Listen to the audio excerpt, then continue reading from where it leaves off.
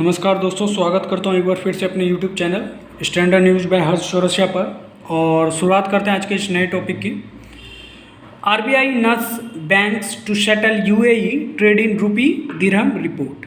नस का मतलब होता है प्रेरित करना, ठीक है, इम्फेसाइज करना, जोर देना किसी चीज़ पर। और सेटल का मतलब होता है निपटारा करना, निपटान करना। ट्रेड का मतलब होता है व्यापार। और आरबीआई नस जो है, RBI reserve Bank of India जो है प्रेरित कर रहा है, जोर दे रहा है किस चीज़ पे? तो यूएई और भारत के बीच में जो व्यापार होता है, उस व्यापार का जो ट्रेड सेटलमेंट है उसको लोकल करेंसी यानी रुपये और दिरहम में करने के लिए जोर दे रहा है आरबीआई, और ऐसा रिपोर्ट में कहा गया है। तो चर्चा करते हैं आगे।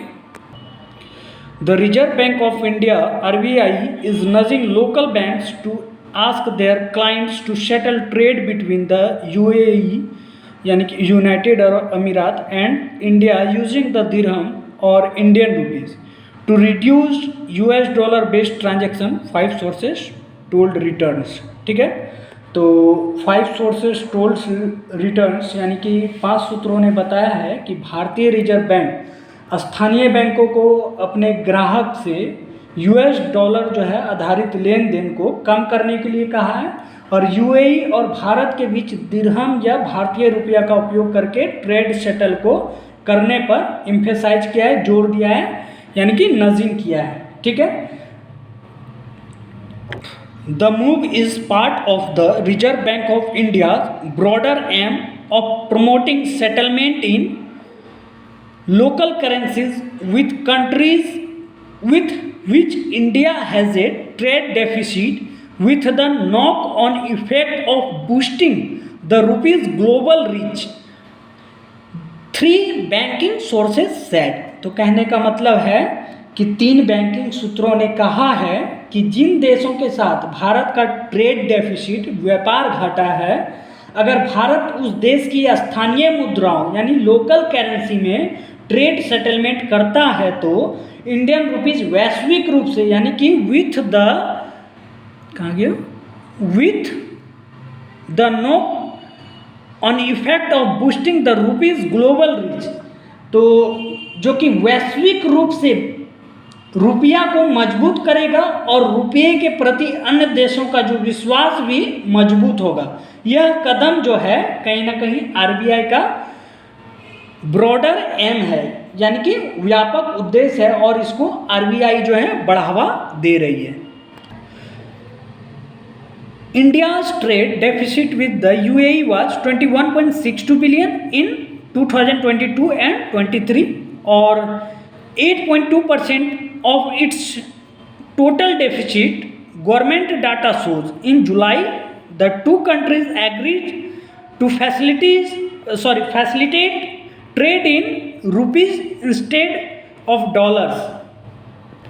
तो सरकारी आंकड़ों से पता चलता है कि बैंकों के साथ व्यापार का जो है, भारत में जो व्यापार घाटा हुआ है 2022-23 में, यूएई में जो है 21.62 बिलियन का जो है 21.62 बिलियन डॉलर जो घाटा हुआ है, उसका 8.2% यानी कि 8.2% भारत को व्यापार घाटा हुआ है, ठीक है। इसलिए जुलाई में दोनों देशों ने डॉलर की बजाय इंडियन रुपीस और दिरहम में व्यापार करने के लिए सहमति जताई है, ठीक है।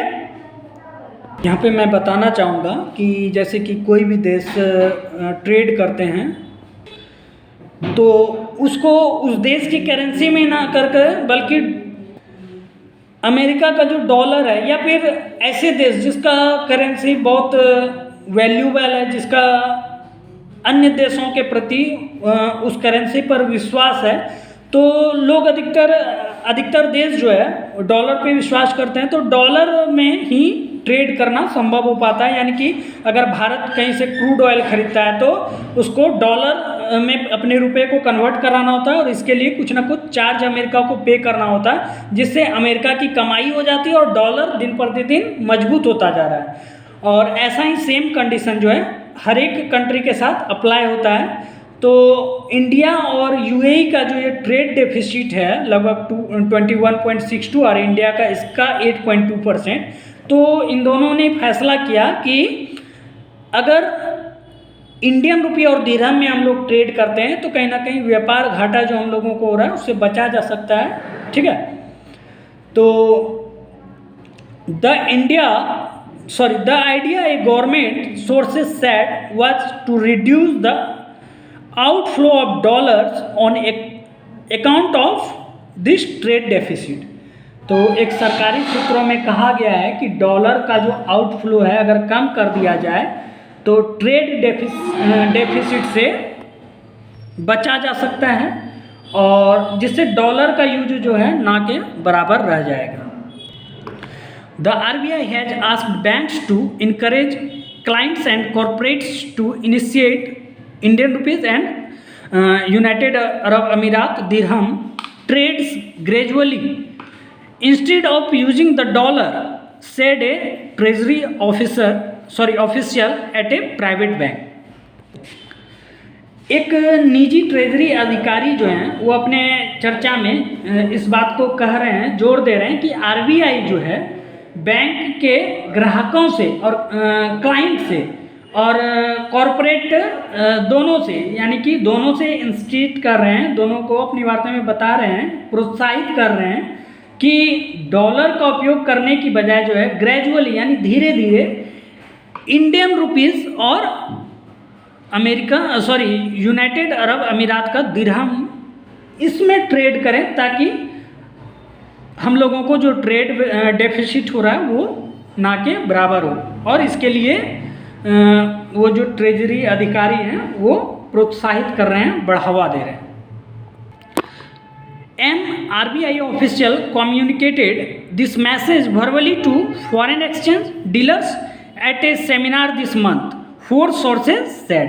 यानी कि 4 सूत्रों के ने बताया है कि आरबीआई के एक अधिकारी ने इस महीने एक सेमिनार में फॉरेन एक्सचेंज डीलर्स यानी कि विदेशी मुद्रा डीलर जो है उसको मौखिक रूप से, भर्बली रूप से यह संदेश दिया था कि अब से जो है इंडियन रुपीज़ और दिरहम में हम लोग अपना ट्रेड सेटलमेंट करेंगे।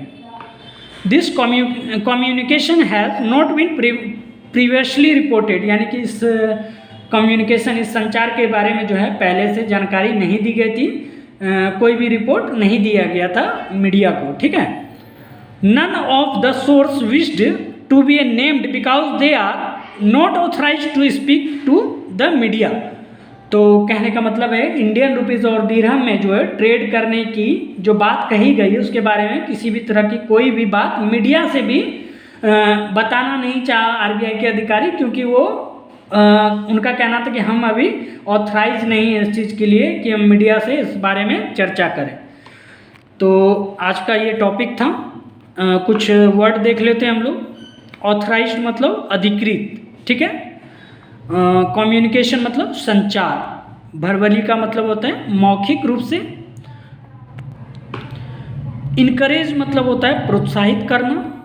ग्रेजुअली मतलब होता है धीरे धीरे। डेफिसिट मतलब होता है घाटा, ट्रेड डेफिसिट मतलब व्यापार घाटा, ठीक है। और इसके बाद ब्रॉडर मतलब व्यापक रूप से। एम मतलब उद्देश्य, लक्ष्य। आउटफ्लो मतलब बहिर्वाह, जैसे कि आउटफ्लो हम लोग जैसे रुपये का बैंक के माध्यम से हम लोग जो निकालते हैं रुपये को, तो बैंक से जब हम पैसे निकालते हैं तो बैंक भी एक रिकॉर्ड रखता है कि क्या आउटफ्लो हो रहा है, हमारे बैंक से कितना पैसा निकल रहा है। तो उसी तरह जो आउटफ्लो का मतलब होता है बाहिर्वाह, ठीक है। तो वीडियो आप लोगों को अच्छा लग रहा है तो आप लोग शेयर करें और लाइक करें, चैनल को सब्सक्राइब करें और मिलते हैं फिर अगली वीडियो में। तब तक के लिए शुभ रात्रि।